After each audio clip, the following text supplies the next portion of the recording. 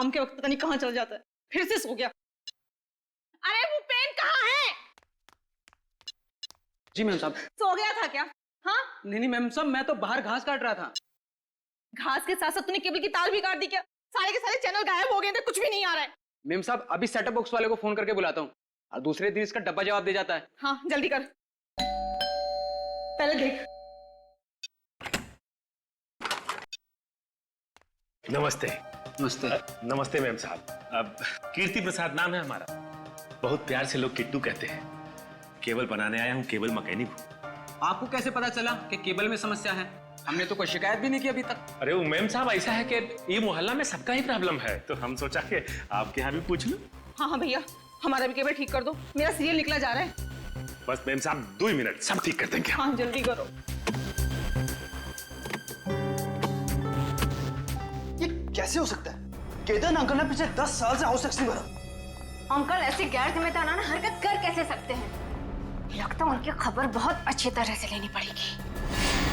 उनकी खबर आप बाद में लीजिएगा, पहले तो टैक्स डिपार्टमेंट आपकी खबर लेगा। हाँ?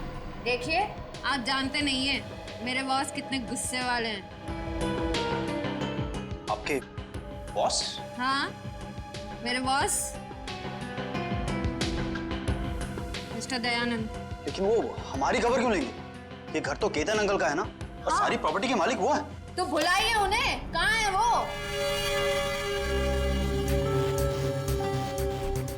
जल्दी करो किट्टू, 7 जन्मों के 7 फेरों के 7 रिश्ते मेरा फेवरेट सीरियल है, मिस नहीं होना चाहिए। अरे मैम साहब, वो आपका फेवरेट सीरियल है। हमारा भी फेवरेट सीरियल है। पिछला महीना जो गंगवा मरी थी ना, हमारी आंख से ऐसा आंसू गिरा मेरे साथ। ये शोर कैसे है? हाँ?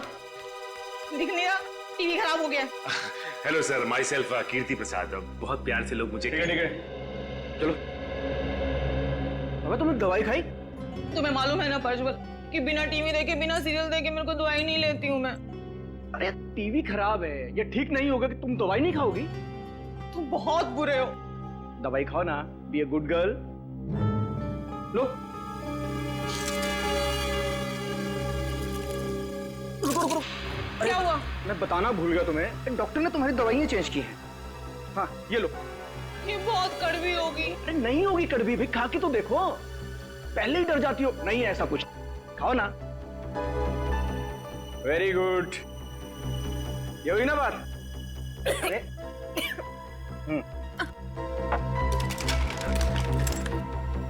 साहब क्या है कि आपका सेटअप बॉक्स में बारिश का वाटर घुस गया है, तो हम शाम को आगे आता हूँ। नहीं शाम को नहीं। तुम एक काम करो, तुम परसों आओ। तुम्हारा दिमाग खराब हो गया है प्रज्वल। हाँ 3 दिन तक मैं बिना टीवी के कैसे रहूंगी?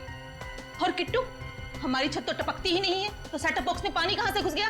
तो क्या है कि मैम साहब कोनो गीला हाथ लगाया होगा सेटअप बॉक्स पे। ये इस बिपिन ने लगाया होगा। गुस्सा मत करो ना, सब ठीक हो जाए। सुनो सही, कैसे रहूंगे? तो क्या है मैम साहब के हमारे पास वो सुखाने के लिए पंप नहीं है, तो हम लेके आते हैं। हाँ भैया। अच्छा मैम साहब।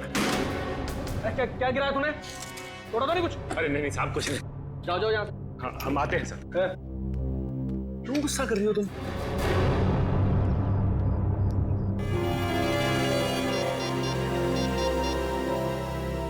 हाँ सर, तो लगता है आज रात मालिका का पति कुछ ना कुछ करने वाला उसके साथ। नमस्ते, मेरा ही नाम केतन है और मैं अजय, इनका बिजनेस पार्टनर। केतन जी, मेरा नाम दयाश्री है। मैं यहाँ आपके हाउस टैक्स के बारे में बात करने आई हूँ। बात यह है कि आपने पिछले 10 सालों से हाउस टैक्स भरा नहीं है। क्या कह रही हैं आप? क्या हम लोगों ने हाउस टैक्स नहीं भरा? हमने भरा तो है। दयाश्री जी, मुझे लगता है आपको कहीं ना कहीं गलतफहमी हो रही है। जे साहब, मुझे कोई गलतफहमी नहीं हो रही। अगर आपने हाउस टैक्स भरा होता तो हमारे रिकॉर्ड्स में भी होता। देखिए, आप जानते नहीं मेरे बॉस कितने गुस्से वाले हैं। अच्छा ठीक है। देखिए, मैं परसों आपके टैक्स ऑफिस आ जाता हूँ और सब कुछ ठीक कर देता हूँ। लेकिन मुझे लगता है कि कहीं ना कहीं रिकॉर्ड्स ऊपर नीचे हो गए होंगे। परसों क्यों? कल क्यों नहीं? मैं अपने बॉस से क्या कहूंगी? क्योंकि कल ऑफिस में हमारी इंपॉर्टेंट मीटिंग है और जेजे का वहां पे होना बहुत जरूरी है। कैसी मीटिंग? इस मीटिंग के बारे में मुझे क्यों नहीं बताया? अंकल, मैंने बताया तो था आपको, शायद आप भूल गए होंगे। अच्छा, हो सकता है। ठीक है, आप परसों के दिन आ जाइएगा टैक्स ऑफिस में, जी जरूर हो जाएंगे। वरना मुझे दोबारा आना पड़ेगा। नहीं नहीं, ऐसी कोई नौबत नहीं आएगी।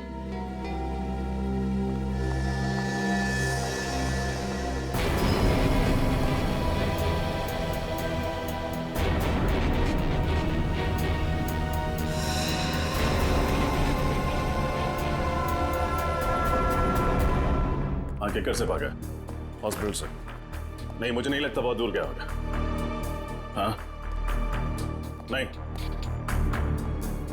जैसे ही कुछ पता चलता है मुझे इन्फॉर्म कर। तेरे को जितना बोला गया है उतना कर, ठीक है? चंद्र के बारे में कुछ पता चला? हमारे रिकॉर्ड्स में कुछ इन्फॉर्मेशन है? हाँ सर, उसी फोटो को स्कैन करके मैच करने की कोशिश कर रहे। पूर्वी, थोड़ा जल्दी करो, चंद्र हमारे हाथ से निकलना नहीं चाहिए। सर बस 2 मिनट। हाँ दया सर। यस सर, उसी काम में लगे हुए हैं। सर जैसे ही चंद्र की कोई इन्फॉर्मेशन मिलती है मैं आपको फोन करता हूँ। Yes sir. सर। हाँ बोलिए। सर चंद्र की इन्फॉर्मेशन मिल गई सर, ये देखिए। सर चंद्र का असली नाम मुंगेरी है। ये एक छोटा मोटा चोर है और कई बार जेल के चक्कर काट चुका है। अभी इसका बैंड बजाते सर, सीआईडी को चकमा देकर भाग रहा था। रहता कहाँ है? सर इसका कोई परमानेंट एड्रेस नहीं है, जब भी जेल से छूटता है तब नया ठिकाना बना लेता है। बड़ा ही पहुंचा हुआ खिलाड़ी है।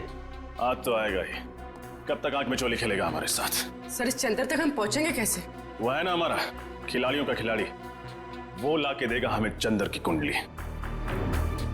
कौन सर? हमारा दोस्त ढेंचू। ढेंचू? हाँ फ्रेडी, ढेंचू को चंद्र की सारी इंफॉर्मेशन दे दो। उससे कहो कि घंटा पूरा होने से पहले मुझे उसका ठिकाना चाहिए। Yes sir.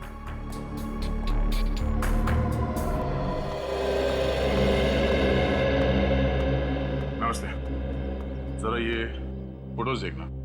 इन तीनों में से कोई ठहरा हुआ था आपके होटल में पिछले कुछ दिनों में?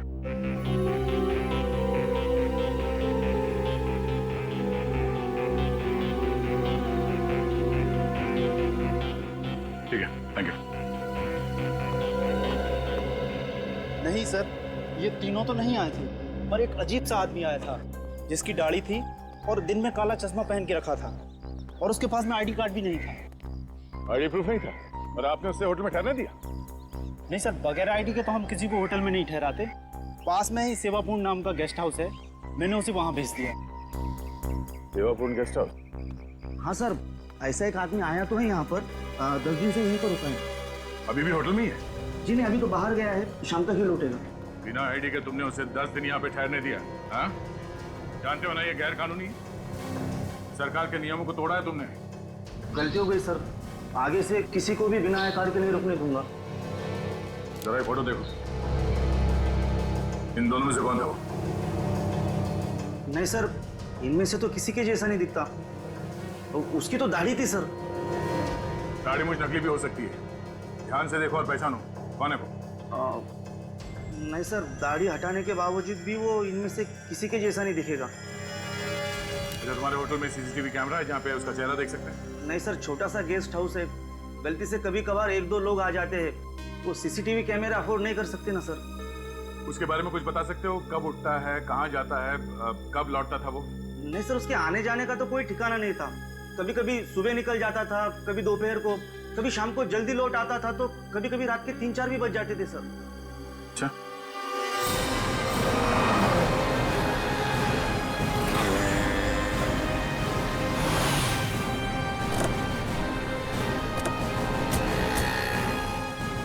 आपको पूरा यकीन है ये चंद्र उर्फ मुंगेरी हमें इसी इलाके में मिलेगा? ढेंचू ने तुम यही बताया था और उसकी खबरें अक्सर सही होती। और वैसे भी चंद्र अपना कर वाला काम निपटा चुका है, तो ये बात तो तय है कि हॉस्पिटल से भागकर वहां नहीं जाएगा। तो ये भी तो हो सकता है कि हॉस्पिटल से निकलने के बाद चंद्र किसी और शहर चला गया। होने को तो कुछ भी हो सकता है निखिल, लेकिन चंदर का अपना घर यहाँ इस शहर में, चल के देखते हैं। सर काफी अच्छी प्लानिंग की थी इस 400 पीस चंदर। जिस होटल में एसीपी सर ठहरने वाले थे वहीं जाके नौकरी करने लगे, वो भी बस 1 हफ्ते पहले। हाँ, घेचू ने कहा था ना कि चंदर पहले भी बहुत सारे फ्रॉड और 420 वाले काम कर चुका है, तो एक होटल में नौकरी करना उसके लिए कौन सा मुश्किल रहा होगा। सुनिए, ये आदमी चंदर, इसका घर कहाँ है? सामने दुकान पे पूछ लीजिए। Thank you.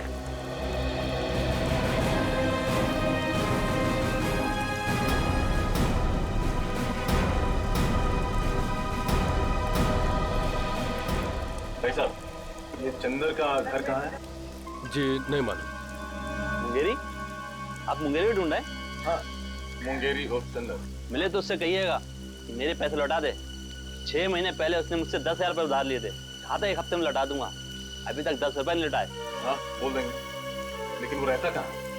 वो सामने वाला घर है साहब, वो सामने वाला। Thank you. सर केतन जी के पोते पोती सारिका और रोहित, उनका केतन जी के साथ बर्ताव बहुत ही बुरा था। जब मैंने केतन जी से कहा कि कल टैक्स ऑफिस में आ जाइए, तो रोहित और जेजे ने साफ बहाना बना दिया कि हमारी कोई मीटिंग है, हम परसों आएंगे। हर बात को घुमाने की कोशिश कर रहे थे। हाँ सर, और ये जो प्रज्वल मलिका को दवाइयाँ दे रहा है, उन दवाइयों के रिपोर्ट के मुताबिक इन दवाइयों में ट्रैंकुलाइजर है। अच्छा, और सर ये दवाइयाँ मेंटल पेशेंट्स को नहीं दी जाती। और तो और सर, उसने मुझे भी शाम को आने से मना कर दिया, जैसा केतन के घर पे हुआ था। मतलब हमारा शक सही निकला, यही वो लोग हैं जिनकी हमें तलाश थी। अब बस इस सेवापूर्ण गेस्ट हाउस से हमें कुछ पता चल जाए। सर ये एक बहुत ही शातिर खिलाड़ी है, हमें बहकाने की कोशिश कर रहा है। हाँ, पर ये बात तो तय है कि जो फोन कॉल्स हमें आए थे वो सही थे। 3 लोगों के खून होने वाले हैं। कोई तो है जो हमें चुनौती दे रहा है। सर एक बात अभी तक पता नहीं चली कि तीसरा आदमी कौन है जिसका खून होने वाला है। हमें इन तीनों जगहों पर नजर रखनी होगी। अगर हम सही दिशा में जा रहे हैं तो बहुत जल्द पता चल जाएगा कि तीसरा खून किसका होने वाला है।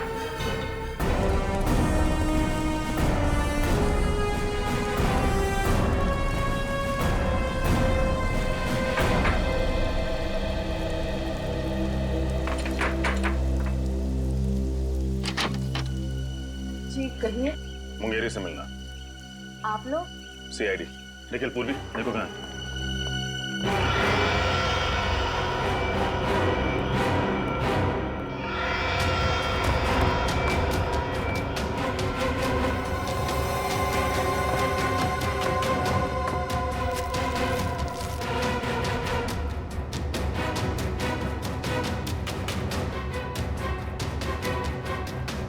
साहब, मुंगेरी घर पे नहीं है।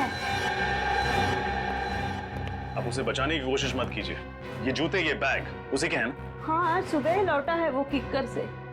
एक बहुत ही बुरी माँ रही हूँ मैं। जरूर मेरी परवरिश में ही कोई कमी रह गई हो, इसलिए मुंगेरी ने अच्छाई का नहीं बुराई का रास्ता चुना। सर मुंगेरी घर पर देखिए, कोई माँ बुरी नहीं होती। आई एम श्योर आपने उसे अच्छे संस्कार ही दिए होंगे। ये उसकी बदकिस्मती है कि जुर्म की दुनिया की चकाचौंध के सामने उसने अपना जमीर बेच दिया। इसीलिए आज तक मैंने कभी उसे बचाने की कोशिश नहीं की। 2 साल से तो वो जेल में ही था। अभी 2 हफ्ते पहले अचानक किसी ने उसकी जमानत करा दी। उसकी जमानत करा दी? किसने? ये तो खुद मुंगेरी भी नहीं जानता। उसे नोटों से भरा एक लिफाफा मिला और साथ में एक चिट्ठी जिसमें लिखा था कि उसे किक्कर जाके कुछ तो काम निपटाना है। ओह, तो इस प्लान का मास्टरमाइंड कोई और ही है। उसे मुंगेरी की जरूरत है सीआईडी को गुमराह करने के लिए, और उसी ने उसकी जमानत करवाई। मुंगेरी इस वक्त कहाँ नहीं? अभी तो वो बापू बाजार गया है। कह रहा था कि उसे किसी से पैसे लेने हैं। जरूर उस मुजरिम से ही पैसे लेने होंगे जिसने ये पूरा प्लान बनाया। बापू बाजार।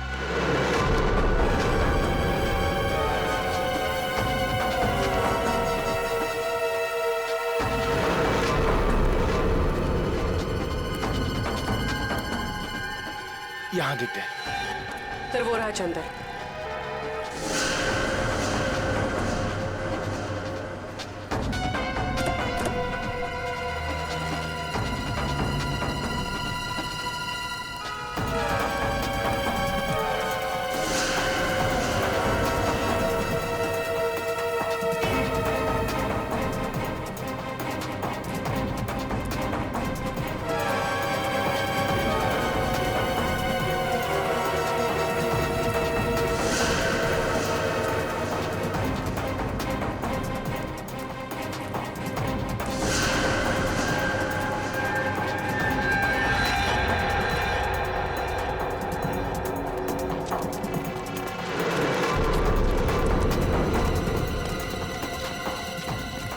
किधर गया यार?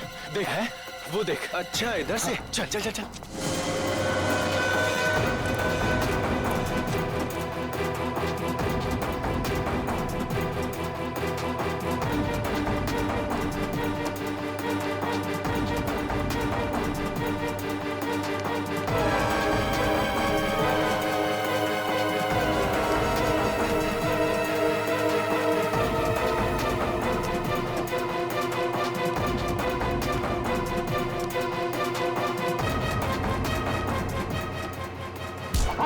जल्दी भी क्या मुंगेरी, हमसे 2 पल बात नहीं करोगे? वैक्सीन वैक्सीन बैग दे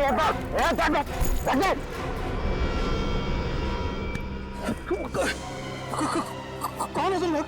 हम आपके दिल में रहते हैं, किस्मत की धारा में सब बहते हैं। फोन पे मुझसे ही तो बात कर रहे थे तुम। अच्छा रघु, लेकिन बॉस ने तो कहा था कि हम दोनों नहीं मिलेंगे। अबे बॉस ने तो ये भी कहा था कि सीआईडी से सावधान रहना, समझे? हाँ लेकिन सीआईडी को मुझ पर शक नहीं हुआ। बेवकूफ, सीआईडी तुम्हारे घर तक पहुंच गई है। तुम्हें जिंदा रखेंगे तो सीआईडी हमारे कान में खतरे की घंटी बजाएगी। समझा? अबे चल। लेकिन मैंने किया यार।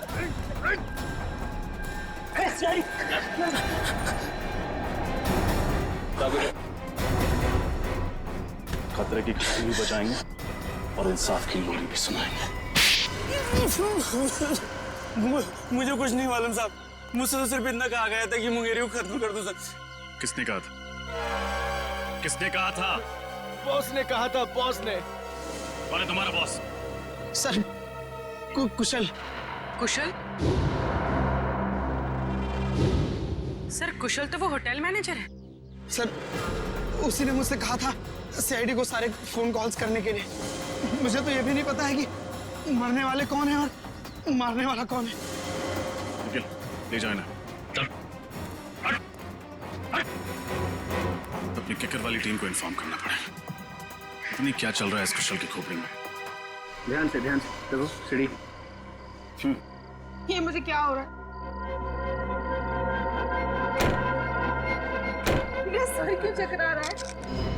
हाँ? कौन सी गोली दी है? मलिका, लगता है वो दवाई ने ना साइड इफेक्ट कर दिया। हम डॉक्टर के पास ही जा रहे हैं। लगता है ये लोग मल्लिका का काम तमाम करने जा रहे हैं। गोदाम में आग लग गई। जीजे ने मुझे फोन करके बताया क्यों नहीं? कल आपको फोन करने की कोशिश की थी, आपका फोन बंद था। मैं अपना कभी फोन बंद नहीं रखता। अंकल प्लीज जल्दी चलिए, आखिर देखें तो सही कि नुकसान कितना बड़ा हुआ है। चलो।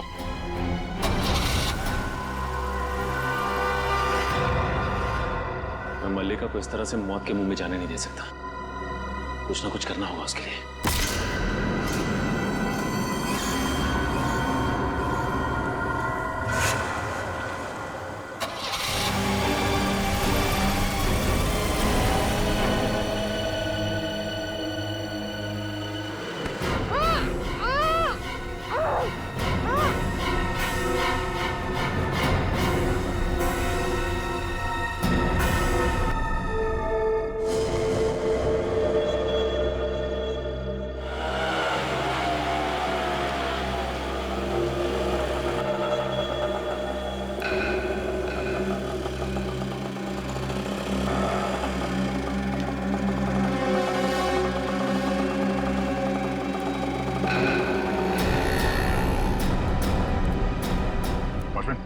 अभी भी जो आदमी रिक्शा से उतरा, कहाँ गया वो? साहब बड़ा ही अजीब आदमी है, उसका कुछ पता नहीं रहता है। अभी अभी आया और तुरंत उसका मन बदल गया, कहने लगा सुबह लौटूंगा। इधर ही क्या है?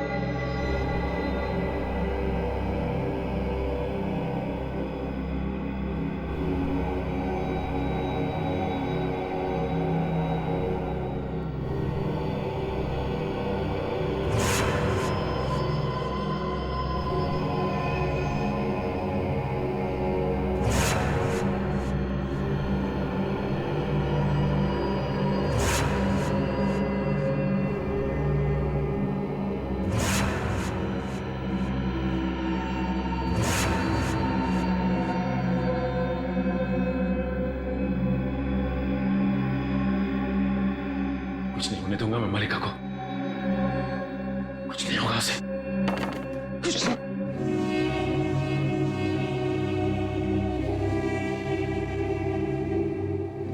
मलिका को कुछ होता नहीं क्या?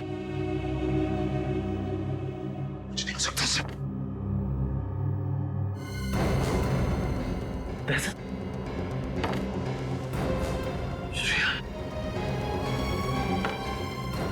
श्रेया, श्रेया, श्रेया, श्रेया।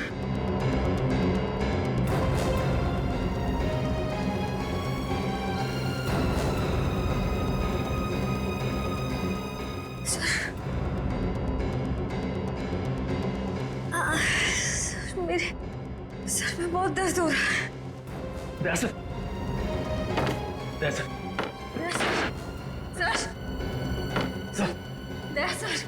सर, सर,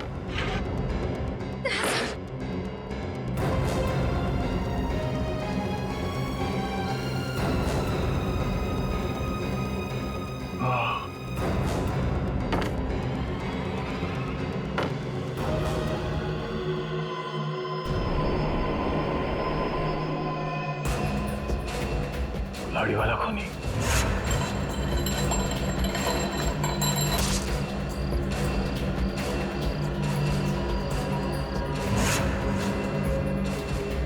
ये सब एक साजिश थी हमें बंदी बनाने की। क्या सर? मल्लिका और केतन जी भी इस साजिश में मिले हुए हैं? श्रेया, मुझे नहीं लगता मल्लिका और केतन इतने शातिर नहीं है। हाँ सर, उससे पहले कि वो उन तीनों का खून करे हमें बंदी बना लिया। सर, अगर हमारे यहाँ छूटने से पहले उन लोगों को मार दिया तो? नहीं, ऐसा कुछ नहीं होगा। हम लोग यहाँ से बाहर भी जाएंगे और उन्हें बचाएंगे भी। हमारे हाथ पैर बंधे हुए हैं, दिमाग तो खुला है।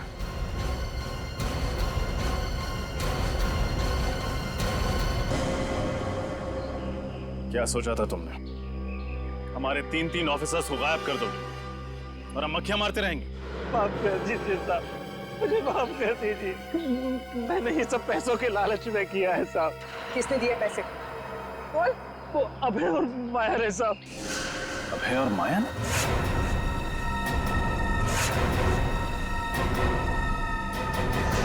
वो एनजीओ वाले जिन्होंने ये सेमिनार ऑर्गेनाइज किया था? हाँ साहब, वही साहब। साहब, वो सेमिनार तो एक बहाना था साहब। वो लोग बोल रहे थे कि अब देखना हमारी चूहेदानी में सीआईडी के 3 चूहे कैसे आकर फंसते हैं। चूहों को नहीं, शेर को दावत दी है उन्होंने अपने घर पे। लोग सोच भी नहीं सकते तुम जैसे मच्छरों का दया सर क्या हाल करेंगे। कहाँ रखा है हमारे 3 ऑफिसर्स को? साहब, मुझे नहीं मालूम साहब, कुछ नहीं मालूम। वो लोग बातें कर रहे थे कि ऐसी भीड़ भाड़ वाली जगह पे रखेंगे जहाँ पे किसी को शक ना हो साहब।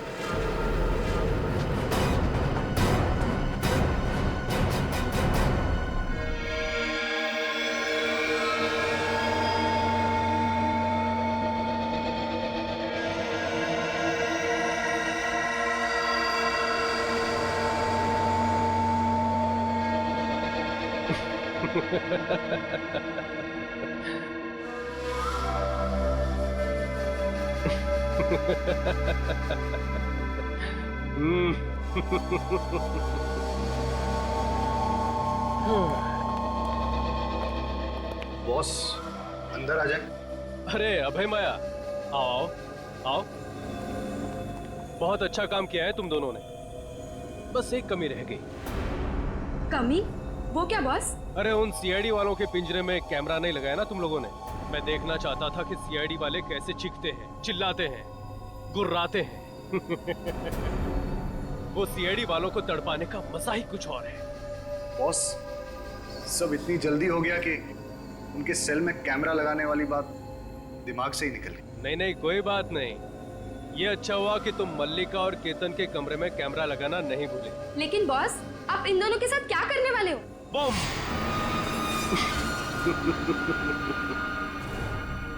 मार दूंगा उन्हें। और सीआईडी वालों को भी।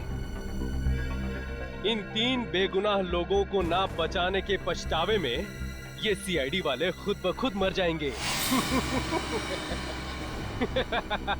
लेकिन बस मलिका और केतन के अलावा वो तीसरा कौन है जिसे आप मारने वाले हो?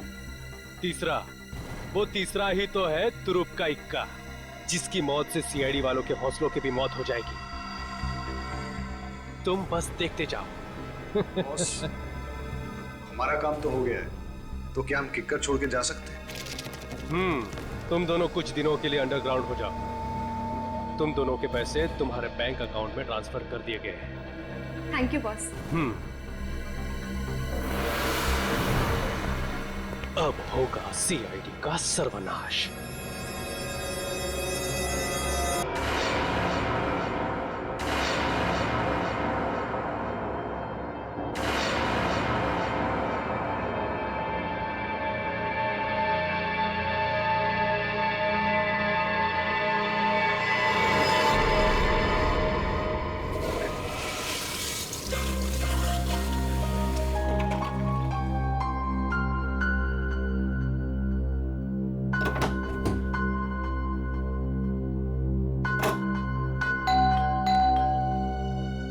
इतनी रात को कौन आ गया? Hello sir. हेलो, कही क्या बात? सर आपने बुलाया? नहीं, मैंने तो आपको नहीं बुलाया। लेकिन सर फोन तो इसी रूम से आया है। मैंने तो कोई फोन नहीं किया। देखिए, आपको कोई गलतफहमी हो रही होगी। ओके सर, कोई बात नहीं, सॉरी सर। ठीक है।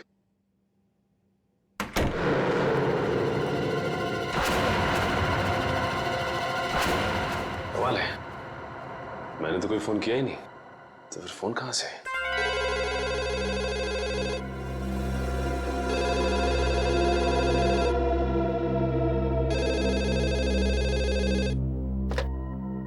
हेलो हेलो, आप सीआईडी ऑफिसर सचिन है ना? हाँ, मैं इंस्पेक्टर सचिन बोल रहा हूँ। बोलिए, क्या बात है? सर मेरी बात प्लीज गौर से सुनिएगा। एक खून होने वाला है सर। खून? किसका खून? एक आदमी अपनी मानसिक रूप से बीमार पत्नी की हत्या करने वाला है। सर सिर्फ आप ही जो उन्हें बचा सकते हैं। उस बंगलो में उन दोनों के सिवाय और कोई नहीं है। ये आदमी रहता कहाँ पे? Hello hello hello.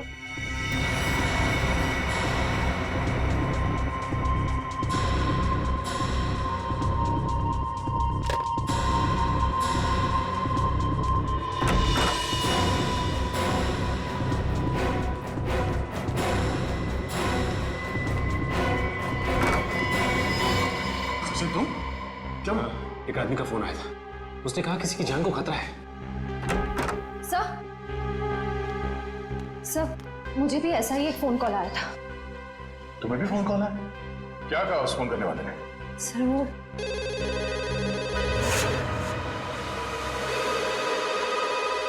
इतनी रात को कौन फोन कर रहा है?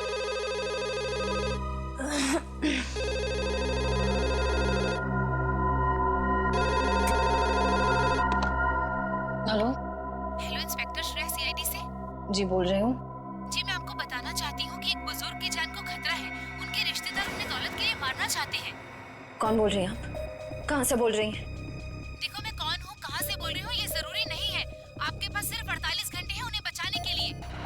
हेलो हेलो,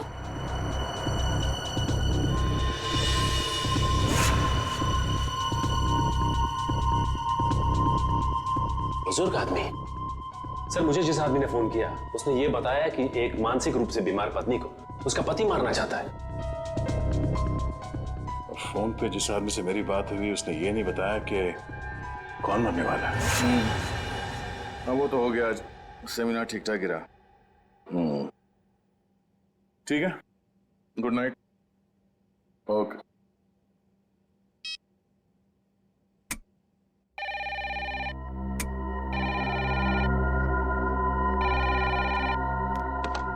हेलो, वो कुल्हाड़ी वाला खूनी वापस आ गया है। अगले 24 घंटे में एक नया शिकार करने। बचा सकते हो तो बचा लो उसे। Hello hello hello.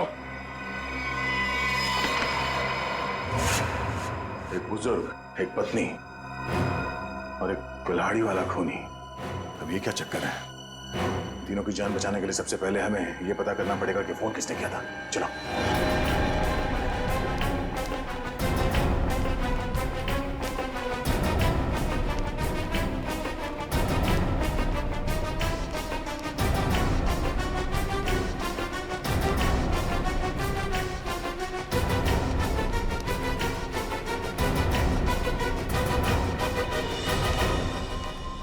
रिसेप्शन तो खाली है, कोई नहीं यहाँ पे। फिर फोन किसने किया सर यहाँ से?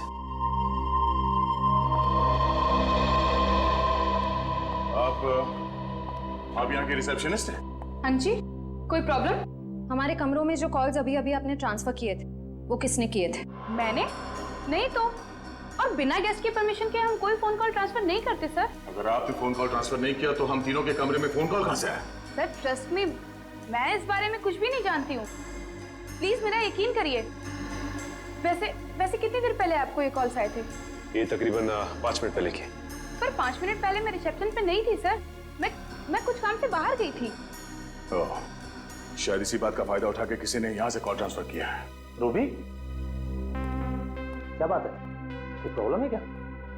सर इन लोगों का कहना है कि इनके कमरे में कुछ फोन कॉल्स आए हैं और पर सर मैंने फोन कॉल ट्रांसफर नहीं किया। देखो, गेस्ट इज ऑलवेज राइट। मेहमानों के साथ इस तरह से बहस नहीं किया करते। अगर ये लोग कह रहे हैं फोन कॉल्स आए हैं तो डेफिनेटली आए होंगे। अच्छा, रिसेप्शन के अलावा किसी और जगह से हमारे कमरों में कॉल ट्रांसफर किया जा सकता है? नहीं सर। ओह, इसका मतलब है कॉल ट्रांसफर यहाँ रिसेप्शन से ही किया गया है। मगर सर,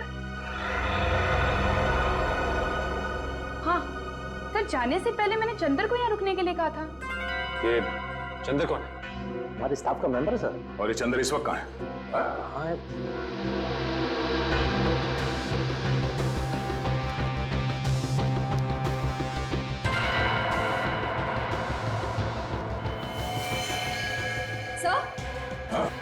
सर यहाँ कोई बेहोश पड़ा है।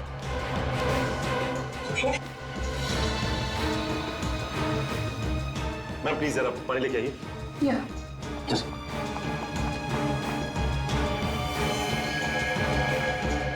यही तो चंदर है सर।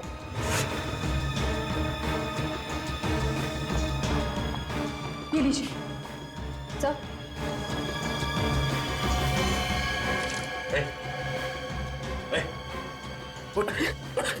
किसने किया? कैसे हुआ? सर, मैं यहाँ पर बैठा था, किसी ने मेरे सर पे बहुत जोर से मारा।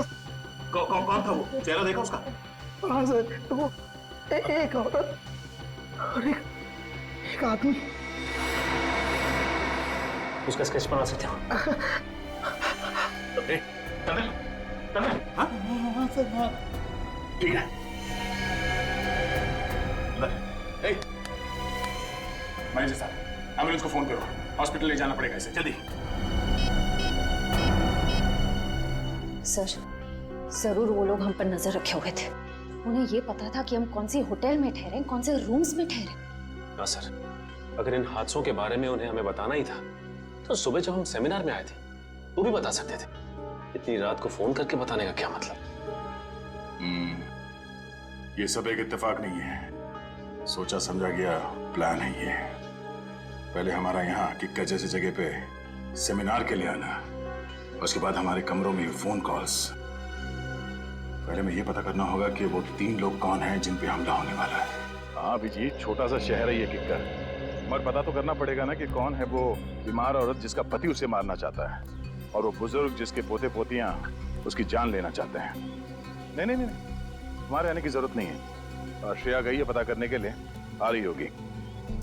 अच्छा अभिजीत, सिर्फ ये पता करना कि हमारे क्रिमिनल डेटाबेस में ऐसे कौन अपराधी है जो कुल्हाड़ियों से खून करते हैं और जो हाल ही में जेल से छूटा हो। Okay, thanks. सर, हाँ? सर पूरे किक्कर शहर में 6 औरतें जो दिमागी तौर से बीमार हैं। उनमें से 4 औरतों का ट्रीटमेंट हॉस्पिटल में चल रहा है और 2 औरतें हैं जो घर पर रहती हैं।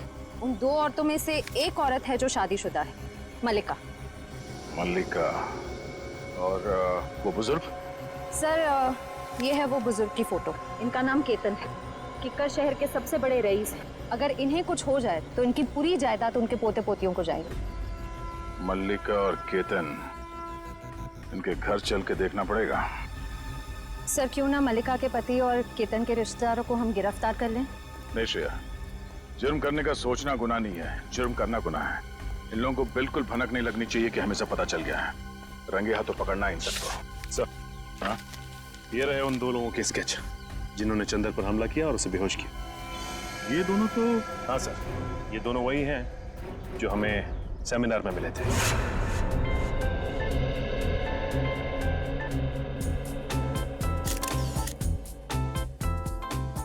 पिछले 5 सालों में किकर में अपराध की घटनाएं कम हुई हैं, ये बात सुन के हमें बेहद खुशी हुई। और हम लोग यही उम्मीद करते हैं कि आने वाले सालों में किकर और भी सुरक्षित और शांतिप्रिय क्षेत्र बन जाएगा। सर, ये जरूरी तो नहीं कि जो आंकड़े आपके पास हैं वही सही हों। ये भी तो हो सकता है कि जुर्म उतने ही हो रहे हों लेकिन लोग रिपोर्ट नहीं लिखवा रहे हैं। देखिए, अगर ऐसा है तो कानून के लिए बेहद शर्मनाक चीज है। जिस दिन लोगों के मन से कानून का विश्वास उठ जाएगा, उस दिन वो अपने साथ हो रहे अत्याचार हमारे पास आके बताना बंद कर देंगे और उस दिन इस देश की डेमोक्रेसी, यहाँ का प्रजातंत्र पूरी तरह रह जाएगा। आप बिल्कुल ठीक कह रहे हैं सर। आम आदमी को सीआईडी और पुलिस पर पूरा भरोसा रखना चाहिए और उनसे खुद भी मदद लेने में बिल्कुल हिचकिचाना नहीं चाहिए।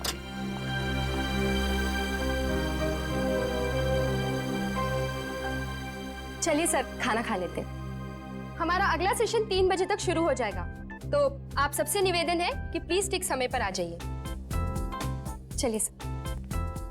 सर प्लीज, सीआईडी टीम की एक साथ फोटो। श्योर।